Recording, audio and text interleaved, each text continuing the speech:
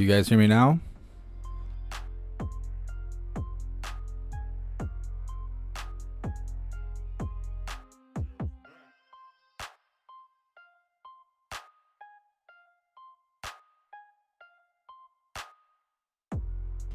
Weird. This has only happened once before, where my software is showing me that it can hear me, but for some reason you can't, so I have to wipe the whole setup and then build it up from scratch. So now I have to spend the whole live trying to fix my audio input. Either way, could you guys hear my soundbite?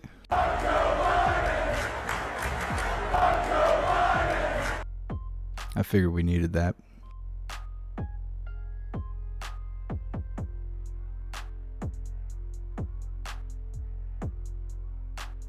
All right, well, give me a second so I can send out these notifications. They should be on in like 2 minutes. They're usually not late because they're all just a bunch of computer generated programs anyway.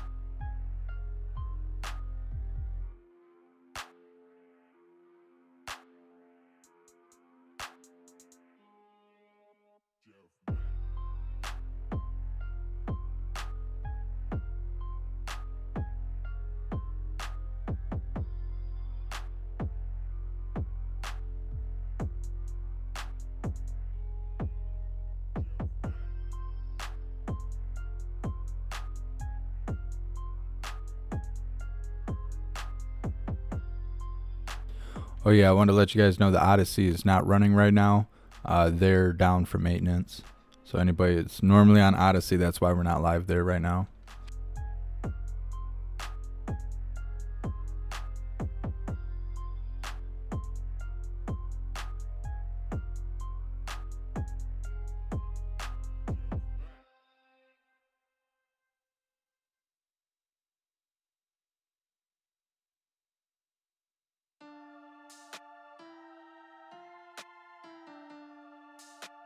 Well, it looks like it's going to be one of those days I can't pull Facebook up at all. So I don't know if we're live on there or not.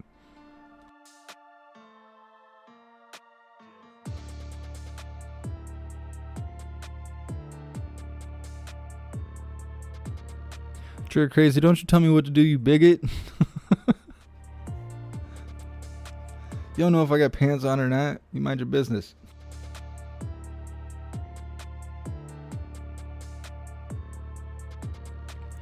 Yeah, Kath, I've thought about making Let's Go Brandon shirts. I actually just made new shirts last night. Let's see if I can pull them up.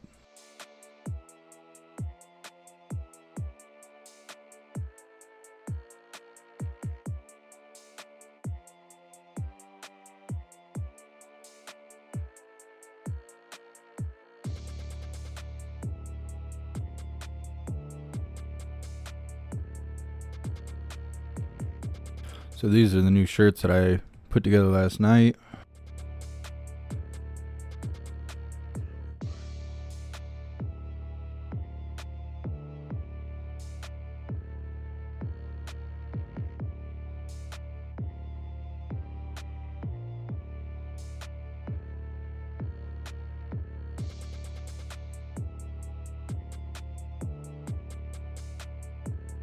Those are now available on the new merch store on the Jeff Mack Music website.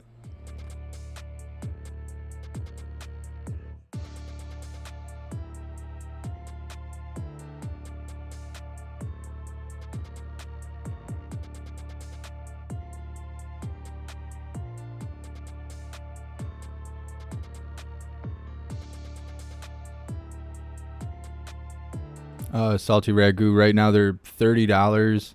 I'm having issues with the shipping and handling. Because there's a company that does it's print on demand or whatever, but through my website, they're treating it as if I'm the one shipping it.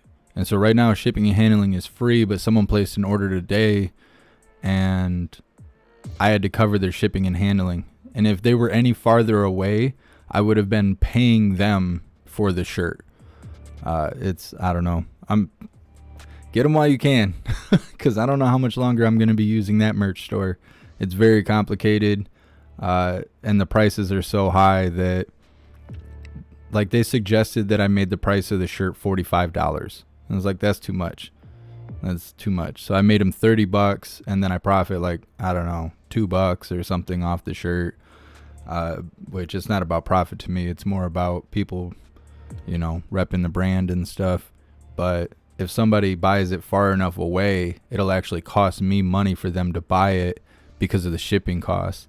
So we'll see how it goes.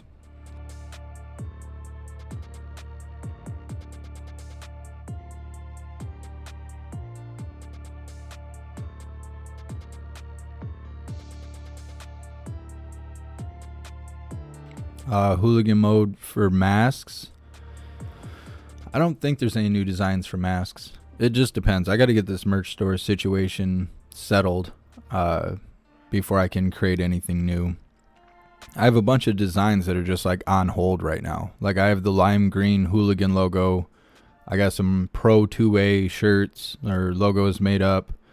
But until I can get the stores settled, I don't want to spend a whole bunch of time working on designs to put up shirts and then have the store take them down because they're censoring it, or the new store have them charge a crazy price to where I have to raise the price in order to cover shipping and handling, and I don't know, it's a pain in the ass.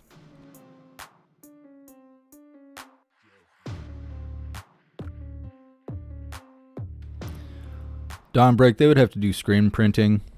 I don't want vinyl. It cracks. And most people who do shirts, they'll do vinyl because it's cheaper and it's quicker and easier. They would have to actually do screen printing. And they would have to be able to do it on the fly. Like, it's pretty demanding. Some months we'll do $1,000 in sales for just shirts, and then other months we don't sell any. So it's difficult for businesses that are smaller and don't have the resources to put out a high demand, overnight. What's up, Chris?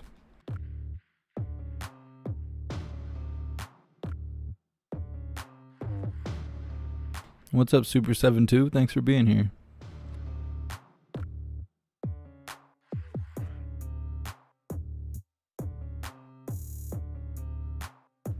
What are you talking about, Trigger? Oh, yeah. Antifa was supposed to be marching last night, but as far as I know, they didn't. I don't know what's up with that. The last BLM march was like that, too. We showed a BLM march, and they were like, starting next Thursday, we're going to have 7 days of action, blah, blah, blah, blah, and then nothing. Then they didn't show up.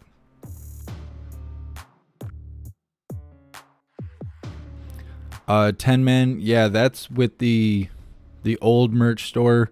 They're always out of stuff, and I don't know why. I don't know why it's like that. The new merch store should have supply, depending on the size you're looking for. If you're getting a large, they should have it.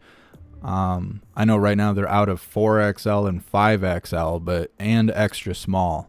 But anything in between there, they have right now. We have hooligan hoodies available on the new merch store that have, I'm trying to think, I think it has the hooligan H on the front, just like what I have on my shirt, and then it says Jeff Mack Hooligan on the back, and then on the right sleeve, down like along the sleeve, it says hooligan all spelled out.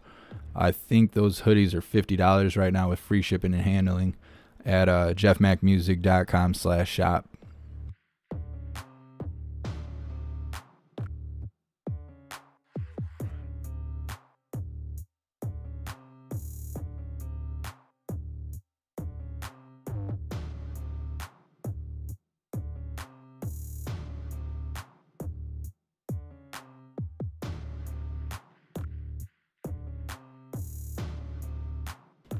Indigo, there is a merch store on the link tree, but that's the old merch store. If you scroll down to the bottom of the link tree, you'll see my website, and then just follow the menu on the website and you'll be able to see the new shop.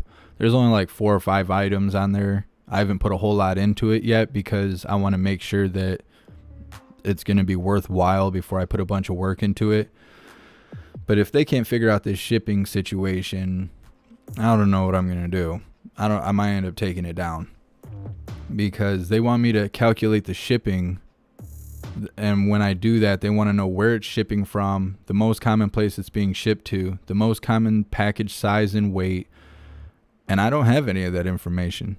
Like I'm not the one with the, I'm not the one running the show there. Like I don't know what the warehouse does or where they are or what their common packaging is or common weight or any of that. I don't have any of that information. And so without that information, they're not willing to set up the shipping prices. And I could just do a flat rate, but then if you send it out to New Zealand or something and it's coming from Minnesota, who knows how much that's going to cost. I sent a hoodie to Canada only 6 hours away, and that was $60 shipping and handling. And so, I don't know. This is going to have to get figured out before I really start pushing it.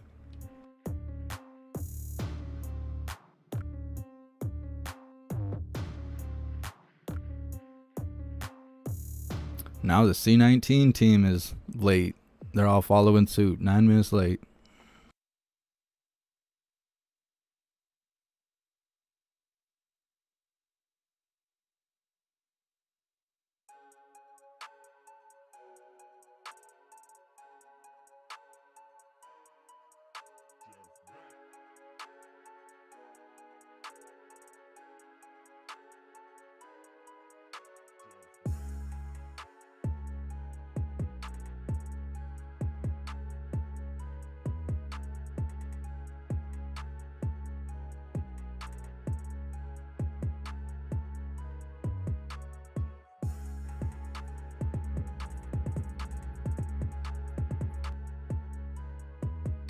Oh, we are live on Facebook.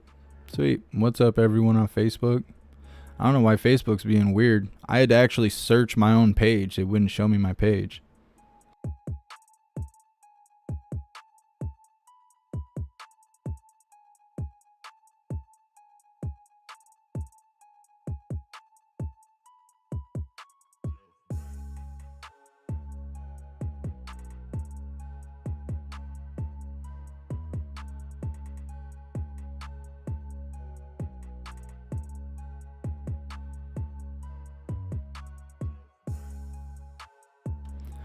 Salty Ragu. Right now, if you purchase anything from the merch shop on the website, all the shipping and handling's free right now.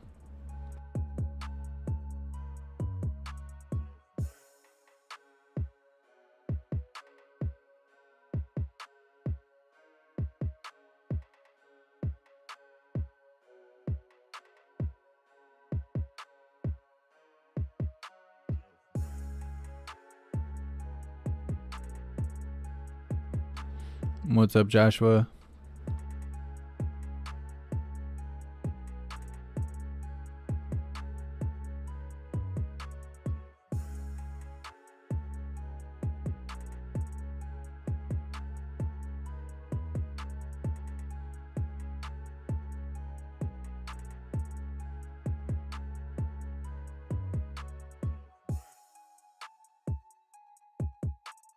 Yeah, I wish Odyssey wasn't down right now.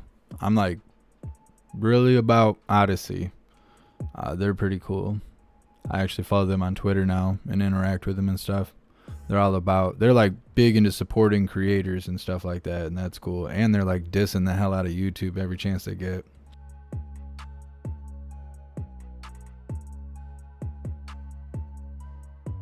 What's up, who through? No, Odyssey's down for maintenance right now. I tried to load into it, but there was a banner along the bottom of the screen saying that they were going to be down for maintenance.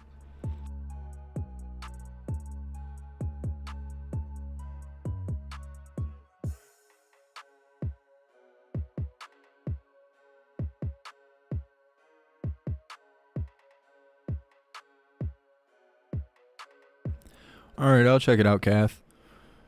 There's so many print-on-demand stores. The biggest issue is finding products that are not from China, and 2, finding items beyond t-shirts. Most print on demand is just t-shirts. A lot of companies don't even sell more than one kind of hoodie.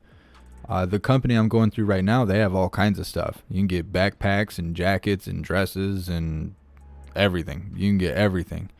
But they got to work on that. One, the synchronization is weird.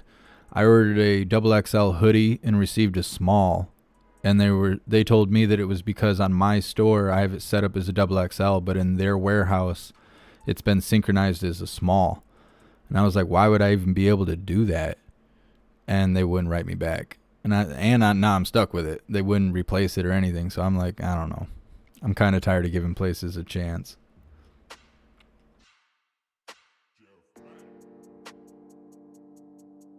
Hooligan mode. I'm not sure what's going on for Halloween. I assume there'll be something going on. I figure we're going to go live. I don't know. Maybe we'll do a Halloween contest or something in the Discord, and I'll post all the pictures and we'll go live and I'll show them all on the live. I'm not sure. I want to do something though. I know that. What's up, Sherry?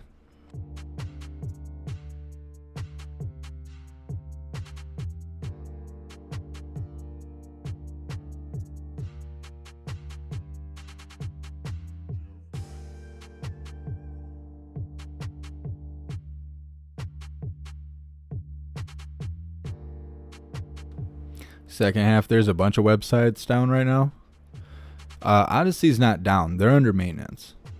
I don't know about other websites being down right now.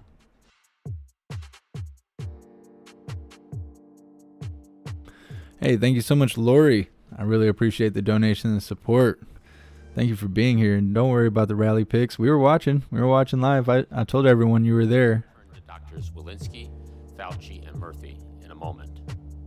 First, I want to provide an update on our efforts to protect more Americans by getting more shots in arms, starting with vaccinating the unvaccinated. We've made tremendous progress across the past 9 months. As of today, 77% of eligible Americans, those 12 and older, have gotten at least their first shot. And thanks to the President's leadership on vaccination requirements, we continue to make important progress. More than 3,500 organizations, from healthcare systems to educational institutions to state and local governments to private businesses, have already stepped up to adopt vaccination requirements. These vaccination requirements have increased vaccination rates by 20+ percentage points, with organizations routinely seeing their share of fully vaccinated workers rise above 90%. On Monday, Washington State announced that more than 90% of state employees are now fully vaccinated. That's up from around 49% just 5 weeks ago, with more people getting vaccinated each day ahead of the state's October 18th deadline. And importantly, since late July, when the President first announced vaccination requirements and called on organizations to follow his lead, the number of eligible Americans who are unvaccinated has decreased by about 1/3, from 97 million down to 66 million individuals. Every day, there's stronger evidence that vaccination requirements are working. They're driving up vaccination rates. Higher vaccination rates make workplaces, schools, and communities safer, accelerate our path out of the pandemic, and strengthen our economy. According to economists at Goldman Sachs, vaccination requirements could help return up to 5 million workers into the labor force as people feel safer going back to the workplace and face fewer disruptions, including to childcare. Higher vaccination rates will also increase consumer demand and spending as people feel more comfortable traveling, dining out at restaurants, and shopping at local small businesses. It's straightforward. People want to work, shop, and visit where they feel safe. And that's why vaccination requirements are supported by the majority of American people and are becoming the standard across all sectors. You keep selling that. Just yesterday, Boeing, one of the nation's largest employers, announced that it will require its 130,000-person U.S. workforce to be fully vaccinated by December 8th. And we will see more and more organizations adopt vaccination requirements in the coming weeks. Next, a brief update on our boosters program. By the end of today, we estimate that over 7 million Americans will have gotten their booster shot, including about 3 million just in the last week. And importantly, in less than 3 weeks, more than 1 in 3 eligible seniors have already gotten their third shot. So our program is off to a very strong start and continues to accelerate. As we await the FDA and the CDC's decisions on potential Moderna and J&J boosters in the coming days, we're working with our partners to prepare. We have the vaccine supply and we will be ready to hit the ground running as soon as any additional boosters are authorized. I'll close with this. We are on the right track in our fight against the virus. 2 out of 3 eligible individuals, 188 million Americans, are now fully vaccinated, with more Americans getting vaccinated each day. The most vulnerable among us are getting extra protection from a booster. We have the tools, the resources, and the know-how to accelerate our path out of this pandemic. And we are not letting up. We're laser focused on getting more shots in arms, and we'll keep using every available tool to protect people and keep following the science to stay ahead of the virus. But as the President has said from day one, we need everyone to do their part. So if you're unvaccinated or eligible for a booster, please go get a shot. It's free, it's safe, it's convenient, and it will protect you, your loved ones, and your community. With that, over to you, Dr. Walensky. Thank you, Jeff. Good morning, everyone. Let's begin with an overview of the data. We ended last week with a 7-day daily average of cases of about 92,600 cases per day, which represents a decrease of about 12% over the previous week. Last week, our 7-day average of hospital admissions was about 7,080 per day, also a decrease of about 11% from the previous week. And 7-day average daily deaths last week was about 1,400 per day, a decrease of about 5% from the previous week. We're halfway through October and 2 months into the school year. At the start of the year, we made it clear that our goal was to have children in school for in-person learning. We know this is best for their education as well as their social and emotional well-being. To keep kids in school, it's important that we have the measures in place to protect children from COVID-19. For those who are eligible, this means vaccination. For those who are not yet eligible for vaccines, it means putting in place layered prevention strategies, including masks for all students, teachers, and staff, improved ventilation, increased access to testing, and community-wide vaccination efforts to protect our children. CDC is working closely with school districts across the country to continue to demonstrate the importance of implementing layered prevention strategies in schools. Our ongoing work with state, local, and territorial health departments assist with their K-12 school testing plans, providing resources, guidance, and technical assistance to effectively carry out these strategies. Additionally, CDC offers schools the options to be matched with a peer school to facilitate discussions about challenges in implementation of prevention strategies, such as screening protocols that these schools might be facing, and creative solutions that will better equip teachers and administrators to meet those challenges. Recently, we published 2 important studies in the MMWR. The first study looked at COVID-19 related school closures across the country and found that through the end of September, 96% of schools remain open for full in-person learning.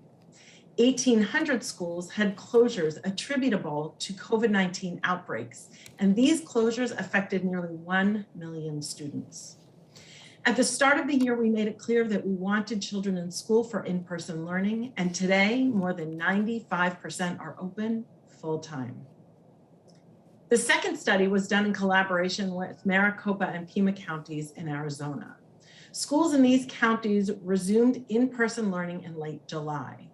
Nearly 1,000 schools were included in the final analysis, and in the first month and a half of learning, there were 113 COVID-19 outbreaks in schools that had no mask requirement, and only 16 COVID-19 outbreaks in schools with early mask requirements. In this Arizona study, schools without a mask requirement were 3.5 times likelier to have a COVID-19 outbreak than schools that require masks. Masks in schools work to protect our children, to keep them and their school community safe, and to keep them in school for in-person learning. It's important that we not only protect children when they're in school, but also that we protect them at home and in the community so they can prevent COVID-19 from entering schools in the first place. Last week, CDC led a study that was published in JAMA Pediatrics that looked at the risk of COVID-19 in children during periods of high transmission in the community. Households with at least one child in New York City and multiple counties in Utah were included in the analysis.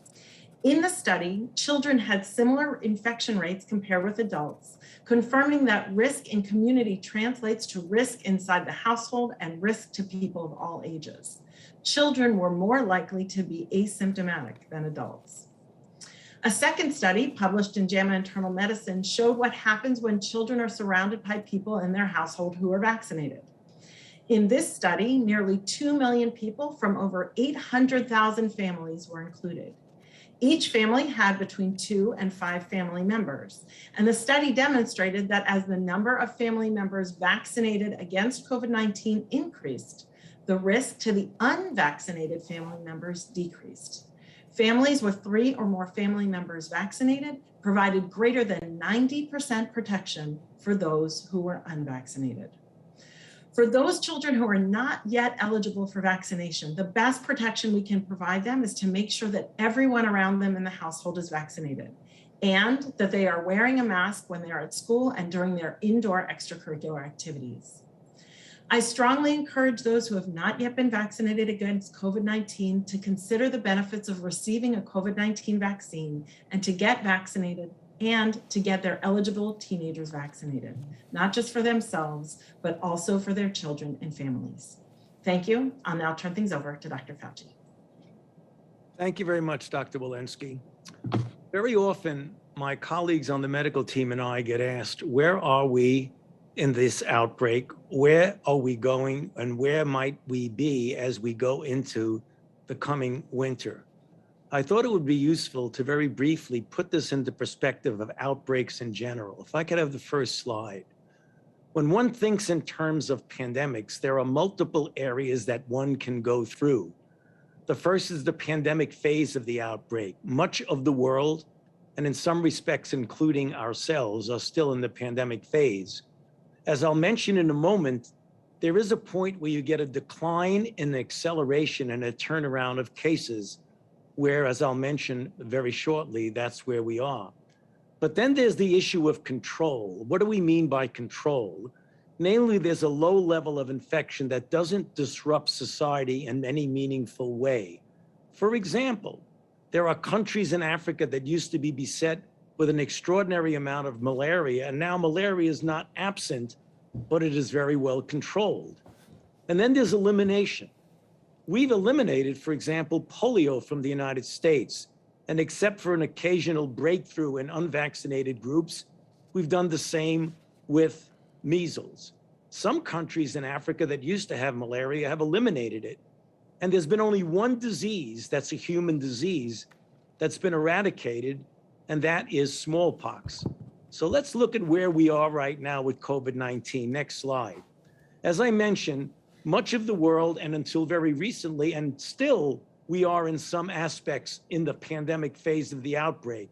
However, most recently, as shown on the chart by Dr. Walensky, next slide, we are seeing now a decline in acceleration and a turnaround of cases.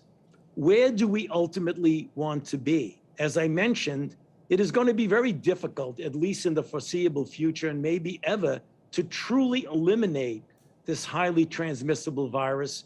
And again, as I mentioned, we've only eradicated one. So what are we looking for? Next slide. We're looking for a level of control of the virus that would allow us to be able to essentially approach the kind of normal that we are all craving for and that we all talk about. Next slide. So let's go to the schematic that Dr. Walensky showed us and take a look at where we've been and where we hope to be. If you look at the far left of the slide, we had that surge in the early spring of 2020. And then when we got into the early summer, we had another surge, but note, we never got to the point. We always went to a peak, the acceleration diminished and we turned the corner and we came back down, but we never got to control. Look at the late fall in red. We had a major peak. It came down, but again, we never got it under what we would call adequate control. And then we have the most recent on the far hand right. And that's where we are right now. We had an acceleration, we had a peak, and as Dr. Walensky just mentioned, all three of the parameters, cases, hospitalizations, and deaths, are going down. But we have got to do better than that. Where do we need to be to get control? Next slide. We need to get that curve to go much further down than it is, because we're dealing with a situation where you have a highly transmissible virus and where the dynamics of the virus are at 80 to 90,000 cases a day. That's not where you want to be. So Their graph just showed that we were doing better last year before we had the jab. obviously, you know what the answer is. It's vaccination. But as shown here, we still have, as we emphasize over and over again, about 66 million people who are eligible to be vaccinated who remain unvaccinated. And the age groups are shown on the bar graph. Horizontally are the ages, vertically is the percent vaccinated. Note that particularly among the younger groups, we have a long way to go. We can get to control without a doubt. It is within our power and within our capability. Next slide. And my final message is going to be, we know that these vaccines work because when you look at the real world efficacy, including that in the United States, that if you compare fully vaccinated people with unvaccinated, they have a 5 times lesser likelihood of getting infected, a 10 to 11 to 12 times less likelihood of being hospitalized, and a more than 10 times less likelihood of dying. And the final message of all of us is always the same on the last slide. Protect yourself and those around you. Vaccination is the answer to getting us to control. Back to you, Dr. Murthy. Well, thank you, Dr. Fauci. And it's good to be with everyone again this morning. Today, I want to share an update about 2 of the upcoming vaccine decisions we're looking ahead to in the next month. Number 1, decisions about boosters. And number 2, decisions about the Pfizer vaccine for kids aged 5 to 11. Let's start by stepping back and talking about the role that advisory committees often play for 2 of our most important public health agencies, the FDA and the CDC. Now, the first committee to meet is the FDA's Vaccine and Related Biological Products Advisory Committee, or VRBPAC. VRBPAC holds a public meeting where scientific experts weigh in on the data and discuss key scientific questions. Following the VRBPAC meeting, the FDA synthesizes the committee's proceedings and then makes an official decision that can be implemented by our healthcare system. A similar process is then conducted by the CDC.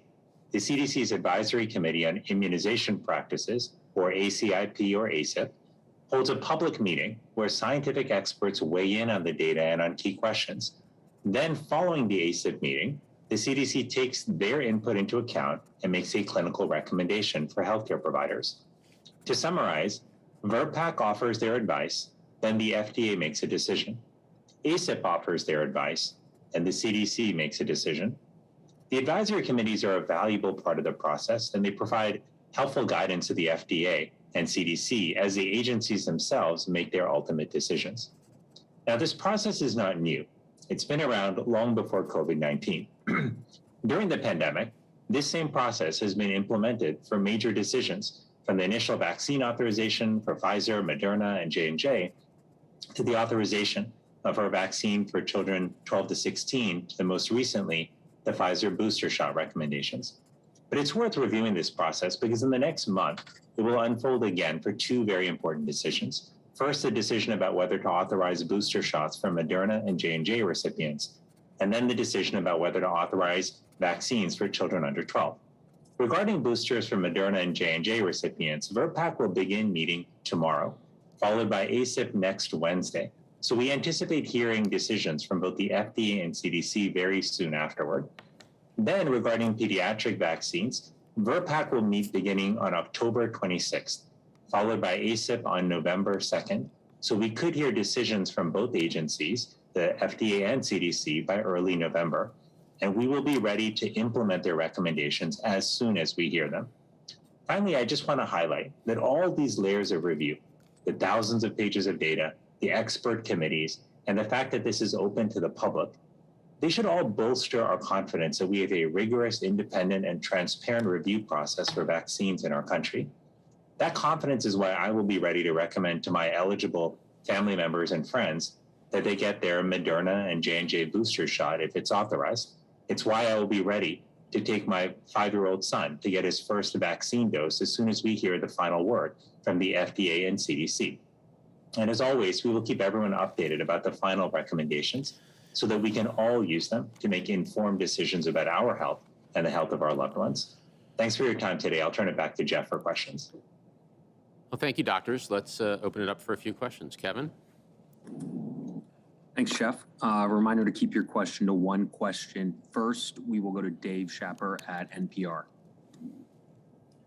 Hi, thank you for taking the question. I have a question about airline pilots. Commercial airline pilots are held to pretty high physical fitness standards. They undergo medical evaluation every 6 months to maintain their medical certificate to fly. And pilots at American and Southwest Airlines in particular are arguing that some pilots may be reluctant to get vaccinated because of concerns about potential for career-ending side effects. They note that, the FAA's federal air surgeon has ordered pilots not to fly for 48 hours after each shot because of the immediate side effects. They're concerned there could be long-term side effects that could cause them to then lose their medical certification and thus lose their jobs and their livelihood. So is this a valid concern? What are the potential long-term side effects, if any, if a pilot is vaccinated? Let me turn to Dr. Fauci about the safety and effectiveness of the vaccines. Dr. Fauci? Thank you, Jeff. Well, and right now, on the basis of literally hundreds and hundreds and hundreds of millions of vaccinations that we've had, the safety of these vaccines have been clearly established. When you look at immediate reactogenicity, that's what the airlines are talking about not having a person fly for, I believe, 24 to 48 hours after, because we do know that it is not uncommon to get a sore arm or to maybe get a low-grade fever or some aches that almost invariably diminish and dissipate over a period of a couple of days.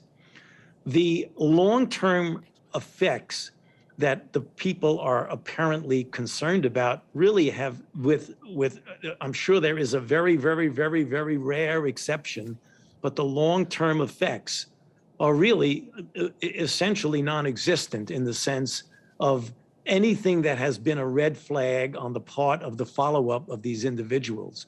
So although one, I guess, can theoretically say, I'm concerned about a long-term effect, the fact of the safety and the follow-up over a considerable period of time, almost a year in so many individuals, we have just not seen that. So we don't really see any true basis in that concern. And Jeff, if I could just add also, totally agree with what Dr. Fauci said. I would also note that serious side effects with the vaccines are very rare. We have a lot of data to show that. But consider the alternative. If pilots get COVID-19, the consequences to their health can be significant. The more we've learned about COVID, we've learned that it not only impacts the lungs, but it can impact the nervous system, the cardiovascular system. It can impact the kidneys. It can impact many systems in our body. This is a serious infection. So the best way to protect yourself against long-term health consequences is actually to get vaccinated. Yeah, and Jeff, one other thing also to emphasize, when pilots worry about impact on their career. We know that anywhere from 10 to 30% of people who get COVID, even when they recover from the organ system issues of COVID, they can get what's called long COVID. And we have examples of people, they may not necessarily be pilots, maybe there are some who actually have gotten COVID and have had an unexplained but real impacting on their ability to function normally. So just to underscore what Dr. Murthy said, getting COVID is far, far worse than getting vaccinated, for absolutely certain. Wonderful. Next question, please. Cheyenne Haslett at ABC News. Thank you. I was wondering if Dr. Walensky, you could walk us through your considerations around test to stay policies in schools and if and when the CDC will be issuing guidance on this. Yeah, thank you for that question, Cheyenne. So we are working with states to evaluate a test to stay policy as a promising potential new strategy for schools, and we anticipate that there will be guidance forthcoming. Dr. Walensky, do you want to just expand for a few sentences for those who don't know the actual policy? Sorry, yes, absolutely. So a test to stay policy would be a policy where rather than students quarantining after potential exposure, that they could potentially instead come back to school but test so that we would know as they're returning to school on a frequent testing basis that they were safe coming back to school. Good. Next question, please. Go to Jeff Mason at Reuters. Hi, thanks very much. Following up on what you were saying, Dr. Fauci, can you give us a sense of what risks you are expecting this country and the world to face over the winter in terms of other variants? And sort of along the same lines for Dr. Walensky, the figures that you cited show kind of positive news with the cases and hospitalizations and deaths coming down. Is it too early to say we're turning the corner, and what kind of implications will that have for masking and other policies? Dr. So Fauci? let me answer the first part of that question. We know now, and we've had experience over several weeks to months, that the Delta variant is entirely dominant as the isolate in this country. It's more than 99% of the isolates are Delta. There are other variants that are around, certainly not in any manner or form more than a fraction of a percent in this country. So we don't expect there to be any emergence of a variant that's going to outstrip the capability of Delta. However, as we've always said, and I'll repeat it again for clarity, a virus will not mutate or form a variant unless you give it the opportunity to replicate. So as long as you get back to what I mentioned in my presentation, control of the dynamics of virus in the community, which is best done by getting the overwhelming proportion of the population vaccinated, then we can prevent the emergence of new troublesome variants. Over to you, Rashid. He's so proud of the plague he created. It's absolutely encouraging that our cases are coming down. I want to highlight what Dr. Fauci said in his presentation, and that is despite the recent decrease in cases, most communities across the country are still experiencing substantial to high levels of community transmission, and we're certainly not at a place where our cases are in a control area, as Dr. Fauci noted. So we absolutely need to stay focused on continuing to get COVID under control around the country, especially as we head into the fall and winter season, respiratory virus season. And that includes sticking with our prevention measures that we know work. That includes masking. And of course, that includes getting vaccinated, getting your family vaccinated, getting your booster if you're eligible. Yeah, Jeff, I would just emphasize what Dr. Fauci and Dr. Walensky both said, which is we should focus on what we do know. And what we do know is that getting people vaccinated is the best way to accelerate the path out of the pandemic. And we talked about the progress. 3 out of 4 eligible Americans have gotten at least their first shot, but there's clearly more work to be done. And we know that getting more people vaccinated is how we'll accelerate the path out of the pandemic to bring down cases, hospitalizations, and deaths. Next question.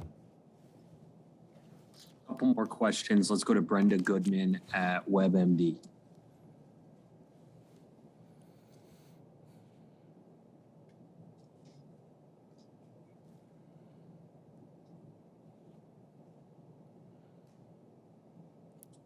Brenda? Hi, sorry, can you hear me now? Now we can, yes, thank you. Sorry about that. Jeff, you have said before that pending appropriate regulatory approvals and recommendations for CDC, that when it comes to the vaccines for children that could be coming out, that you expect that they'll roll out at pediatricians' offices and other community sites. I was hoping that you might be able, do you have any guidance for parents about what to expect? How will kids get vaccinated? Where will they get vaccinated? That's a good question, and we actually just spent time with governors and their teams across the last couple of days, and we'll continue to work very closely with the state teams, with our community health centers, and with pharmacies. As you know, the FDA, as Dr. Murthy said, has scheduled meetings for late this month and early next month.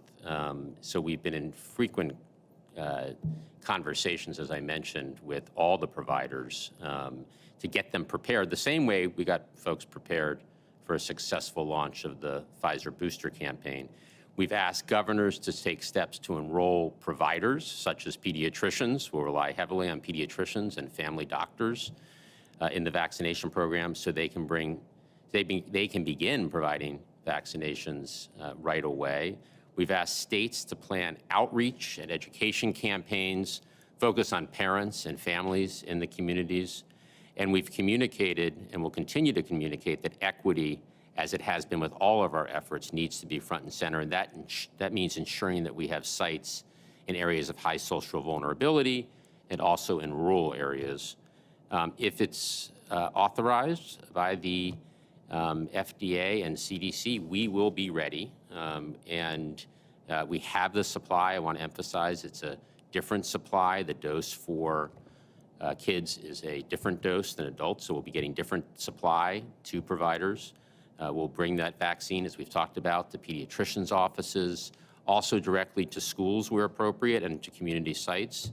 And we'll work with trusted messengers, as we have throughout, particularly those trusted messengers who can answer questions for parents and kids. So we'll make it convenient and easy for parents and kids to get vaccinated. We have the supply, and we will be ready. Kevin? Last question. Let's go to Meg Tyrell at CNBC. Well, thank you. I was just hoping to follow up on what Dr. Fauci was saying about control. Dr. Fauci, what is that threshold that would actually mean that COVID is under control? I think in the past you've said maybe 10,000 cases per day, which might be 100 deaths per day, which would make it similar to the flu. But does that mean we're just kind of perpetually living with COVID like a bad flu season? What does control actually look like? What's that threshold? Well, I can't give you, Meg, the precise number. I mean, I have said in the past, and I think it's a reasonable assumption, I've said less than 10,000. I would hope it would be considerably less than 10,000. Regarding it being like the flu, people have spoken in those terms. I don't know if we could definitively say that. The one thing that we do know is that we have a vaccine for COVID-19 that's far, far better than the vaccines that we have for influenza. So that might be the wild card in there to make it not like the flu and get much, much lower than we get with the flu season. That's what I would hope would happen. But again, as I've said over and over again, the way we will get to that form of control, whatever that number is by getting vaccinated, because we have a very good, highly effective and safe vaccine. Thank you, everybody. We look forward to the next briefing. Bunch of assholes. All right. Well, just a moment.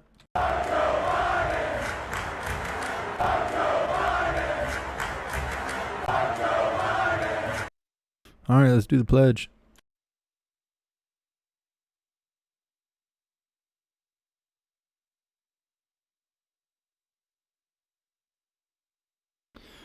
All right, please join me for the Pledge of Allegiance. I pledge allegiance to the flag of the United States of America and to the republic for which it stands, one nation, under God, indivisible, with liberty and justice for all.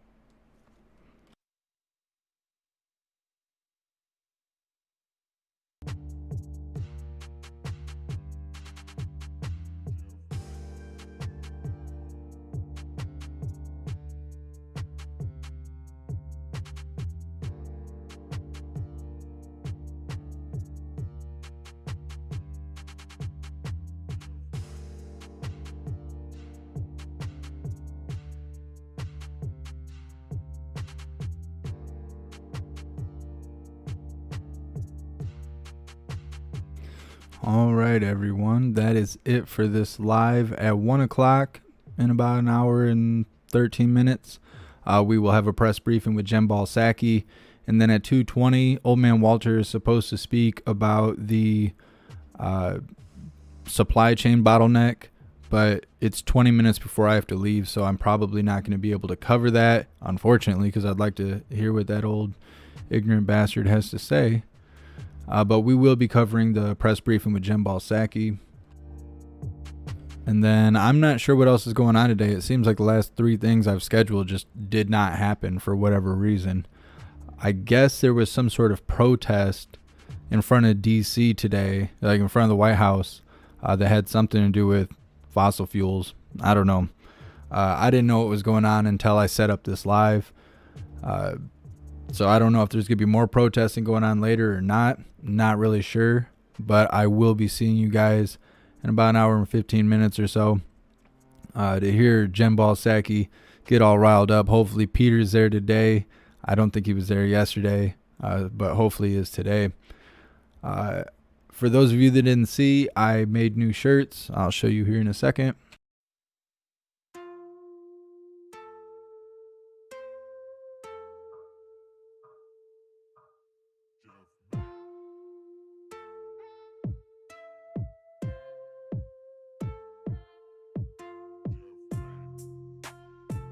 These are the new shirts that I made last night. They're available on my website, not the merch store on the link tree.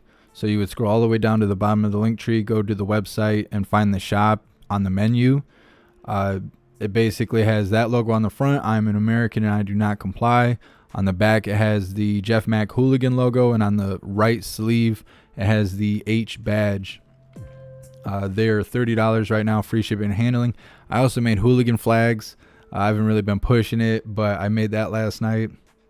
They're a white flag with the hooligan H on it. I'm not sure the size of it. I'll have to actually update it, but they're also available. There's hoodies and hats, and the hats are awesome. The hats have embroidery on them and stuff like that. It says hooligan across the front. It's got the Jeff Mack logo at like your 10 o'clock, and then on the very back it has the hooligan H, and they're a flex fit hat. But yeah, so I can't say your name. If the photo's blurry, it's because I got it all maximized so you guys can see it, but it'll be fine when you go check it out. Don't worry about it. But either way, I worked on having that stuff put together last night. That's how it turned out. I got more designs coming out soon.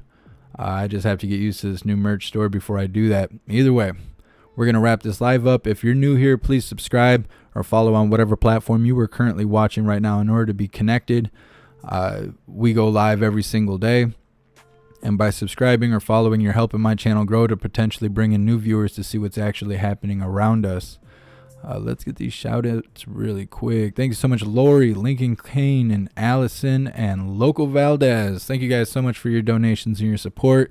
You guys are awesome. Big shout out to everyone that made donations, joined the membership program, or purchased any merch. You guys are what's keeping this going. I would not be able to do this without you.